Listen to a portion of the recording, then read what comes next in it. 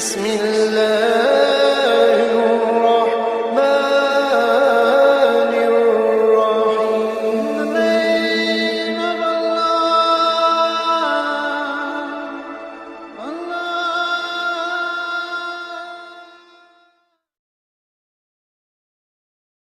یعنی کو دیکھے آپ جو ہے شیعہ کو دیکھے، آپ بریلوی کو دیکھے، اہل حدیث کو دیکھے، دیوبندی کو دیکھے، حزب اللہ کو دیکھے، کوئی بھی جماعت آپ اٹھا کر دیکھے، کسی نے یہ کہا ہے کہ حج یہ نہیں کوئی اور ہے، عمرہ یہ نہیں کوئی اور ہے، نماز یہ نہیں کوئی اور ہے. یہ تو اتفاقی مسائل ہے. یہ تو امت میں نبی کریم صلی اللہ علیہ وسلم سے لے کر آج تک اتفاقی مسائل، اس کے جزیات میں اختلاف ہو سکتا ہے، لیکن اس کے کل کے اندر آج تک کسی نے، اس کے صحت کے اندر آج تک کسی نے اختلاف نہیں کیا ہے. اس کے ثبوت میں کسی نے اختلاف نہیں کیا، اس کی تشریح کے اندر کسی نے اختلاف نہیں کیا ہے. اللہ کے بندو، آج اس قسم کے لوگ پیدا ہو گئے، کہتے ہیں جی یہ قربانی جو ہے نا، اول تو حج کو بدل دیا، حج یہ نہیں ہے. حج کیا چیز ہے جی؟ یہ تو جو اسلامی ممالک ہے مختلف، ان کے درمیان جو ہے وہ سالانہ ایک کانفرنس ہوتا ہے، اور مہمان جو باہر سے آتے ہیں تو ان کی مہمان نوازی کے لیے یہ جانور کاٹے جا رہے ہیں. یہ ان کی تواضع اور مہمان نوازی کے لیے ہوتا ہے. اچھا جی یہ عمرہ کیا ہوتا ہے؟ یہ ایمرجنسی کال ہے. اگر کوئی ایسا مسئلہ آ جائے سال کے درمیان بیچ میں تو اس کے لیے ضروری ہوگا، تو یہ عمرے کے نام سے ایمرجنسی کال ہے. بھائی یہ تشریح کس نے کی ہے؟ اللہ نے کیے، اللہ کے رسول نے کیے، تابعین نے کیے، تبع تابعین نے کیے، سلف صالحین نے کیے. آج تک امت کے اندر کس نے یہ تشریح کی ہے؟ 1450 سال کے بعد آپ پہ وہی نازل ہوئی کہ حج یہ نہیں ہے. پہلے تو حج کے وہ جو شکل و صورت تھی وہ تبدیل کر دی. پھر قربانی صرف وہاں پر ہے، یہ جو ہم یہاں کرتے ہیں یہ پیسے کا ضیاع ہے، یہ ظلم ہے. اب یہ ظلم جو ہے آج نہیں ہو رہا ہے، یہ 1450 سال سے الیاذ باللہ یہ ظلم ہو رہا ہے. کیوں؟ ہمارے اسلام کی تاریخ کے اندر کوئی نہیں بتا سکتا ہے اس 1450 سال کے اندر، کہ اس 1450 سال 14.5 صدیوں کے اندر کوئی دور ایسا ہو جس کے اندر لوگوں نے قربانی نہ کی ہو. ایک دور بتا دے. یہ تو اتفاقی مسئلہ ہے، کوئی اختلافی مسئلہ تو نہیں ہے. کسی نے اس پہ اختلاف نہیں کیا ہے. اگر کسی نے اختلاف کیا تو اس کے اندر جو ہے وہ شاذ ہے، وہ یہ اس کا انفرادی مسئلہ ہے، اجتماعی مسئلہ نہیں ہے. نبی کریم صلی اللہ علیہ وسلم نے پوری زندگی کے اندر ایک حج ادا کیا. کتنے حج ادا کیے؟ ایک حج ادا کیا ہے، اور وہ بھی آپ کی جو زندگی کا آخری سال تھا، یعنی ہجرت کا 10واں جو ہے سال تھا، اس کے اندر آپ صلی اللہ علیہ وسلم نے حج ادا کیا ہے. اور ہم سب جانتے ہیں کہ حج مکے میں ادا ہوتا ہے.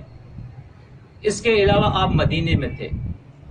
انس رضی اللہ تعالیٰ عنہ فرماتے جو آپ صلی اللہ علیہ وسلم کے پاس رہے ہیں 10 سال، آپ کے قربت میں رہے ہیں، وہ کہتے ہیں کہ مدینے میں میں نبی کریم صلی اللہ علیہ وسلم کے پاس 10 سال رہے، اور آپ صلی اللہ علیہ وسلم ہر سال جو ہے قربانی کیا کرتے تھے. ہر سال صحابہ کرام ہر سال کرتے تھے. آج ہم کہتے ہیں یہ ضیاء ہے. بھائی ضیاء ہے تو یہ شکایت پھر آپ اللہ سے کریں کہ آپ نے جانور کھانا کیوں حلال کر دیا ہے، اس کو ذبح کرنا کیوں حلال کر دیا ہے. ہندو آپ سے بڑے خوش ہو جائیں گے، کیونکہ وہ تو گائے کو ذبح کرنا گناہ سمجھتے ہیں نا، وہ بڑے خوش ہو جائیں گے کہ یہ اچھے لوگ ہیں. یہ جانور، یہ زمین، یہ آسمان، اس کے اندر جتنی نعمت ہے یہ انسان کے فائدے کے لیے ہے. یہ کون سا گناہ ہو گیا؟ قرآن کہتا ہے کلوا واشربوا ولا تسرفوا. ہاں اس کا ضیاء حرام ہے، اس کا ضیاء حرام ہے. جانور ذبح کرو، ذبح کرنے کے بعد 2-3 مہینے کے اندر اس کو ڈیفریزر کے اندر مت رکھو. 2-3 مہینے ڈیفریزر میں رکھنے کے لیے نہیں ہے. یہ اس لیے ہے جو لوگ غربا ہے، جو بیچارے سال بھر نہیں کھاتے ہیں گوشت، وہ بھی گوشت کھا لیں. آپ صحیح تعلیم دیں نا لوگوں کو، گوشت کو ضائع نہ کرے، گوشت کو لوگوں کو دے، غربا کو دے، تاکہ لوگ گوشت کھائے تو استعمال میں آئے. اور پھر ہم ان پرویزیوں سے، منکرین سنت سے پوچھتے ہیں کہ وہ جگہ تو بتائے جہاں پہ گوشت ضائع ہوتا ہے. یہاں تو بیچارے غربا آتے ہیں، آپ کیا آتے یا نہیں آتے؟ لوگ آتے ہیں گوشت مانگنے کے لیے، آتے یا نہیں آتے؟ تو اگر ان بیچاروں کو معلوم ہو جائے کہ کہیں گوشت پھینکا بھی جاتا ہے تو وہاں جا کے اٹھا لینا وہ گوشت. میرے خیال میں تو کوئی گوشت نہیں پھینکتا ہے، الا یہ کہ لوگ زیادتی کرتے ہیں. زیادتی یہی کرتے ہیں کہ 2-3 مہینے جو ہے وہ ڈیفریزروں کے اندر رکھ لیتے ہیں. حالانکہ یہ نقصان دہ چیز ہے، صحت کے لیے بھی نقصان دہ چیز ہے. تازی چیز کھانی چاہیے، اور یہ گناہ کا بھی کام ہے. قربانی تو اس لیے تھی کہ اس سے غریبوں کی مدد کی جائے، زکوٰۃ اس لیے کہ غربا کی مدد کی جائے، فدیہ اس لیے کہ غربا کی مدد کی جائے، کفارہ اس لیے کہ غربا کی مدد کی جائے، صدقات اس لیے کہ غربا کی مدد کی جائے. یہ تو سارے غربا کی مدد کے لیے یہ مدد جو ہے بنائی گئی ہے. لیکن اس کے اندر بھی اگر آدمی ڈنڈی مارے، اس نے کی قربانی ہے اللہ کی رضا کے لیے، اور 2-3 مہینے وہ دکان سے گوشت خرید کے نہیں لاتا ہے، گھر پہ پڑا ہوا ہے وہی کھاتا ہے، مہمانوں کو بلاتا ہے، دعوتیں کر رہا ہے، سیل و تفریح میں جا رہا ہے، دعوتیں کر رہا ہے، تو یہ قصور تو اس کا ہے میرے بھائی. کہیں بھی گوشت کا ضیاع نہیں ہوتا ہے، نہ یہ ظلم ہے. اس کی جو کھال اترتی ہے وہ ایک بہت بڑی اس کی تجارت ہو رہی ہے. کہیں لوگوں کا پیٹ اس سے پلتا ہے، اس کا گوشت استعمال ہوتا ہے، اس کی اجڑی استعمال ہوتی ہے، اس کے پائے استعمال ہوتے ہیں، اس کی ہڈیاں استعمال ہوتی ہے. اس کے کون سی چیز ہے جو ضائع ہوتی ہے؟ ہر چیز استعمال ہوتی ہے. ایک باقاعدہ جانور پالنے، آپ دیکھیں آج دنیا کے اندر ایک بہت بڑی تجارت ہے جانوروں کی. بڑے بڑے فارم لوگوں نے کھولے ہوئے، کہیں مزدور اس کے اندر لگے ہوئے، سال بھر وہ مزدوریاں کرتے ہیں. یہ تو ایک تجارت کی شکل اختیار کر لیا اس نے. آپ اس کو ظلم کہہ رہے، آپ اس کو جو اسراف کہہ رہے.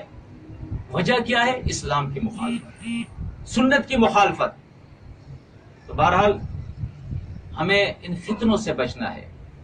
ملت ابراہیمی کے اوپر ہمیں عمل کرنا ہے، اور ملت ابراہیمی کیا ہے؟ پورا اسلام کے اندر داخل ہونا. کیونکہ وقت زیادہ ہو گیا، میں اختصار کے ساتھ ابھی آتا ہوں، آپ کو بتاتا ہوں وہ واقعہ جو اللہ رب العزت نے ہمارے سامنے ذکر فرمایا ہے. تفسیر کے ساتھ تو کئی صورتوں کے اندر اللہ رب العزت نے ابراہیم علیہ السلام کا واقعہ جو ہے وہ بیان کیا ہے، لیکن خاص طور پہ اس موضوع سے متعلق سورت انبیاء اور سورت صافات جو ہے، اس کے اندر اللہ رب العزت نے ابراہیم علیہ السلام کا ذکر فرمایا ہے. کہ ابراہیم علیہ السلام دیکھیں ان کے اوپر کئی آزمائش ہے، بڑی بڑی آزمائش ہے ابراہیم علیہ السلام پر. لیکن اس آزمائش کو آپ دیکھیں، انسان دھن رہ جاتا ہے کہ اتنی بڑی آزمائش. ابراہیم علیہ السلام بوڑھے ہو گئے ہیں، داڑھی سفید ہو گئی ہے، گھر میں اولاد نہیں ہے. اللہ سے دعا کی ربی حبلی من الصالحین، اے اللہ مجھے نیک اولاد عطا فرما دے. فبشرناہ بغلام حلیم، اللہ فرماتا ہے ایک بردبار لڑکے کی ہم نے اس کو بشارت دی. بڑھاپے میں اللہ نے اسماعیل علیہ السلام عطا فرما دیا. فلما بلغا معه السعی، جب وہ ایسا ہو گیا کہ دوڑ دھوپ اس نے شروع کر دی، کھیلنا کودنا اس نے شروع کر دیا، سمجھ اس کو آ گئی، سمجھدار ہو گیا. اس عمر کو وہ جب پہنچ گیا، تو اس عمر میں آپ دیکھیں جب آدمی بوڑھا ہو اور یہی پہلی اولاد ہو اس کی، اور اس عمر میں وہ پہنچ جائے، تو اس اولاد سے اس انسان کو کتنی محبت ہوگی، یعنی ہم اس کا تصور نہیں کر سکتے ہیں. اللہ رب العزت بیان فرماتا ہے ابراہیم علیہ السلام نے خواب دیکھا ہے، اور خواب کے اندر کیا دیکھا ہے کہ میں اپنے بیٹے اسماعیل کو ذبح کر رہا ہوں. اگر آج آپ نے منکرین سنت سے کہا نا، تو کہے گا کہ یار الیاذ باللہ، یہ کون سی بے وقوفی ہے کہ کوئی خواب دیکھے گا کہ میں ذبح کر رہا ہوں تو بیٹے کو ذبح کرنا شروع کر دے گا. خواب پہ کوئی عمل کرتا ہے؟ اصل میں ہم سمجھتے نہیں ہیں ایک نبی، ایک رسول اور عام آدمی کے اندر کیا فرق ہوتا ہے. قل انما انا بشر مثلکم یوحی الی، ان سے کہو کہ بشر تو میں تمہاری طرح ہوں، لیکن میرے طرف وہی ہوتی ہے. یہ فرق ہوتا ہے. ہم سے اللہ کلام نہیں کرتا، موسیٰ علیہ السلام سے اللہ نے کلام کیا ہے. ہمارے پاس جبریل علیہ السلام نہیں آتے ہیں انسانی شکل و صورت میں. ابراہیم علیہ السلام کے پاس جو ہے وہ ملائکہ آئے ہیں، جبریل علیہ السلام آئے ہیں، میکائیل علیہ السلام ہے، ساتھ میں بیٹھے ہوئے ہیں، گفتگو کر رہے ہیں. ابراہیم علیہ السلام کو اللہ وحی کر رہا ہے، خواب میں کر رہا ہے، حکم دے رہا ہے. چونکہ وہ نبی تھا، اسے معلوم تھا کہ میرا خواب عام لوگوں کا خواب نہیں ہے، یہ وہی ہے اللہ کی. اس نے جیسے ہی خواب دیکھا، قال یا بنیا، اس نے کہا اے میرے بیٹے، انی ارا فی المنامی، میں تجھے خواب میں دیکھ رہا ہوں، جاگے میں نہیں، خواب میں دیکھ رہا ہوں، انی اذبحک، کہ میں تجھے ذبح کر رہا ہوں. انسانوں کو کوئی ذبح کرتا ہے؟ یہ تو غیر شرعی حکم ہو جائے گا. اگر کسی منکرین سنت کے سامنے آپ کہو گے تو وہ تو کہے گا کہ یہ قرآن کے خلاف ہے، کہ کوئی جانور تھا کہ ذبح کہے اس کو. لیکن آپ دیکھیں، نبی کو جاگتے میں بھی نہیں، کتاب نہیں آئی ہے، جبریل علیہ السلام نہیں آئی ہے، خواب ہے. خواب میں اللہ نے ابراہیم علیہ السلام سے کہا کہ اپنے بیٹے کو ذبح کرو. وہ اپنے بیٹے سے کہہ رہا ہے کہ اے بیٹا، میں خواب میں دیکھ رہا ہوں کہ تجھے ذبح کر رہا ہوں. فانظر، آپ دیکھیں، سوچے سمجھے، ماذا ترا، کہ اب تو کیا رائے دیتا ہے، تیری کیا سمجھ ہے اس بارے میں، مجھے رائے دے اپنی.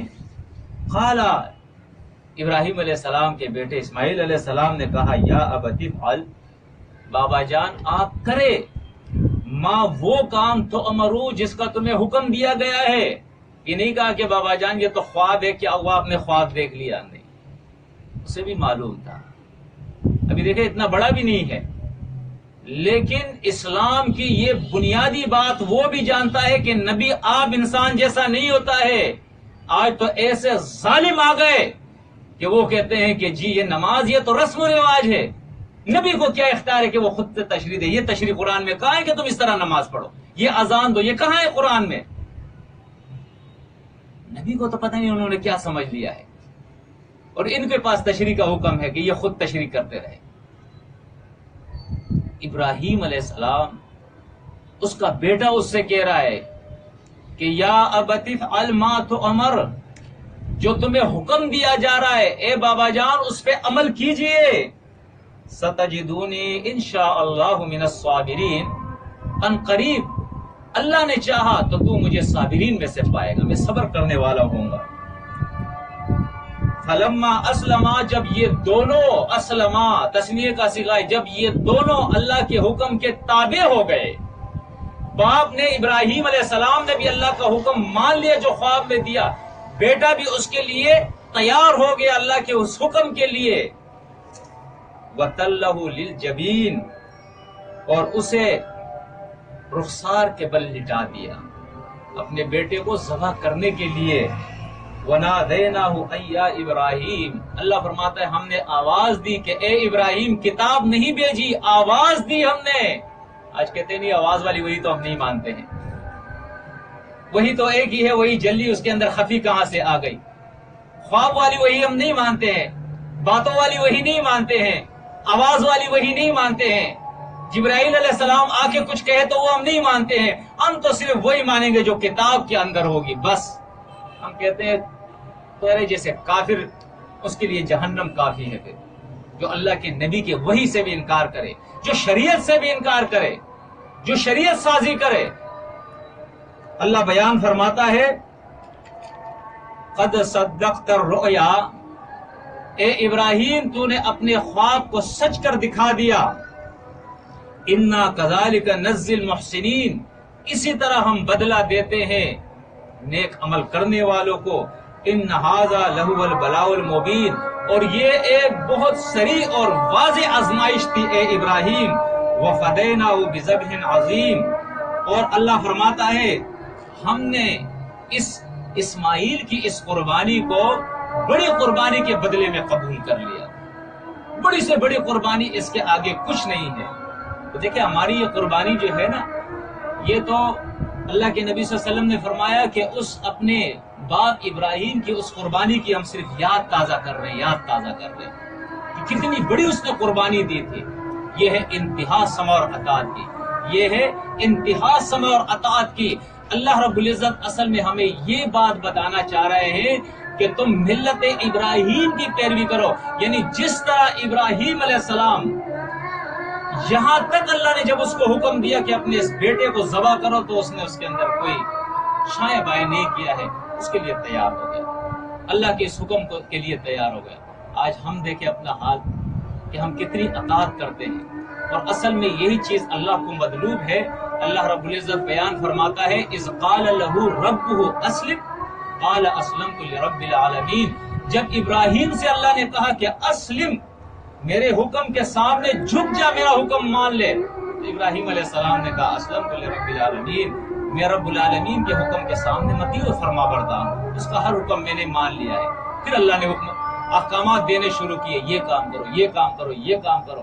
آخر میں یہاں تک کہا کہ بیٹے کو ذبح کرو، اس نے وہ بھی کر کے دکھایا. تو پھر اللہ نے فرمایا وَإِذِ ابْتَلَىٰ إِبْرَاهِيمَ رَبُّهُ بِكَلِمَاتٍ فَأَتَمَّهُنَّ کہ ابراہیم نے سارے اللہ کے احکامات مان لیے، اللہ کی آزمائشوں کے اندر وہ پورا اترا ہے. تو دیکھیں یہی وہ پیغام ہے جو اللہ اپنی کتاب اور اپنے نبی کے ذریعے ہمیں دے رہا ہے. اللہ اپنے نبی سے فرماتا ہے قل، اے میرے نبی کہیے للذین اوتوا الکتاب والامیین، جو اہل کتاب ہے، جو کتاب والے ہیں، جو علماء ہیں، آپ ان سے کہے والامیین، اور جو امی ان پڑھ ہے ان سے بھی آپ کہے اسلمتم، کیا تم بھی ابراہیم کی طرح اللہ کے فرما بردار ہو، اللہ کے حکم ماننے کے لیے تیار ہو؟ فَإِنْ أَسْلَمُوا فَقَدْ اهْتَدَوْا، اگر یہ اللہ کی مطیع اور فرما بردار ہو گئے تو ہدایت میں آ گئے، ہدایت پہ ہو گئے. تو اصل میں ہمیں سمجھ لینا چاہیے یہ بات کہ ہدایت کیا چیز ہے، جنت کا راستہ کیا ہے. جنت کا راستہ یہ ہے کہ ہم اللہ کے رسول اور اللہ کی اطاعت اختیار کریں، قرآن کی اطاعت اختیار کریں، اور اسی اختیار کریں کہ پورے آدھے تیتر آدھے بٹیر نہ. تو انشاءاللہ سارے ساتھی کوشش کریں گے نا اس کے لیے، ترجمے سے قرآن پڑھے، اپنے آخرت کی فکر کرے. موت کا کچھ پتہ نہیں، وہاں پھر پچھتاوا کام نہیں آئے گا، کسی وقت بھی موت آ سکتی ہے. اس سے پہلے اپنے آخرت کی فکر کرے، موت کی تیاری کرے، قرآن کو ترجمے کے ساتھ پڑھے. میں اور آپ اس کے بعد لگ جائے اللہ کی اطاعت کے اندر، انشاءاللہ دنیا کے اندر بھی اللہ سکون دے گا اور آخرت کے اندر بھی انشاءاللہ کامیابی ہے. ہمیشہ اللہ جہنم سے بچا کے جنت میں داخل کرے گا. اور اگر ایسا نہیں ہوگا، آدھے تیتر آدھے بٹیر، مرضی کا دین، منچائی زندگی گزاریں گے، تو دنیا بھی اسی طرح رسوائی بے سکونی کے اندر گزرے گی، ناکامی کے ساتھ، اور آخرت بھی ہمیشہ اس کلمے کے ساتھ، اس دعوے کے ساتھ، اسلام کے دعوے کے ساتھ، اس توحید کے دعوے کے ساتھ اللہ رب العزت جہنم کے اندر داخل کر دے گا کہ جاؤ تم نے پوری زندگی جھوٹ بولا ہے کہ میں اللہ کو ایک مانتا ہوں، میں اسلام کو مانتا ہوں، میں اللہ رسول کی اطاعت کرتا ہوں، یہ ہے تمہارا رجسٹر، یہ کر کے تم آئے ہو. تو اللہ رب العزت اس رسوائی سے ہمیں بچائے، جہنم سے اللہ ہمیں بچائے، جنتوں کے اندر اللہ داخل فرمائے.